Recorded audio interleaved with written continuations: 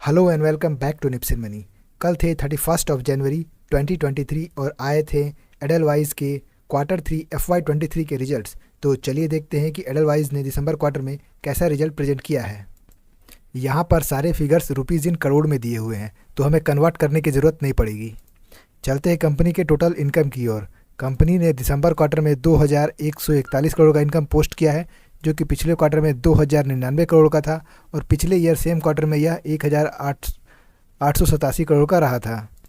Quarter on quarter basis पर income की growth देखें तो यह 2% से हुआ है और ईयर ऑन ईयर बेसिस पर इनकम की ग्रोथ को देखा जाए तो यह 13% से ग्रो हुआ है। चलते हैं कंपनी के टोटल एक्सपेंस की तरफ। उससे पहले अगर आप चैनल पर नए हैं तो निप्स इन मनी को सब्सक्राइब कर ले और बेल नोटिफिकेशन को दबा लें।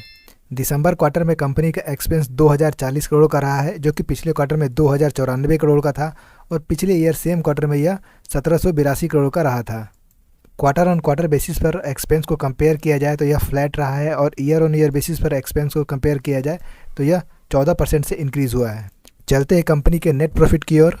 दिसंबर क्वार्टर में कंपनी ने 121 करोड़ का नेट प्रॉफिट दिखाया है, जो कि पिछले क्वार्टर में 76 करोड़ का था और पिछले ईयर सेम क्वार्टर में भी यह 76 करोड़ का ही रहा था। नेट प्रॉफिट को अगर हम क्वार्टर ऑन क्वार्टर बेसिस पर देखें तो यह 60% से इंक्रीज़ हुआ है और ईयर ऑन ईयर बेसिस पर देखा जाए तो यहाँ भी यह 60% से ही इंक्रीज़ हुआ है।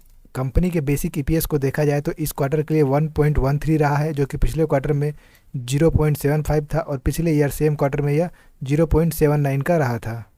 कुल मिलाकर देखा जाए तो कंपनी का रिजल्ट काफ़ी शानदार आया है। नेट प्रॉफिट के मामले में कंपनी ने ईयर ऑन ईयर और क्वार्टर ऑन क्वार्टर दोनों ही बेसिस पे बहुत अच्छा परफॉर्मेंस दिखाते हुए नजर आई है। सो इसी नोट के साथ thank you for listening and please subscribe the channel.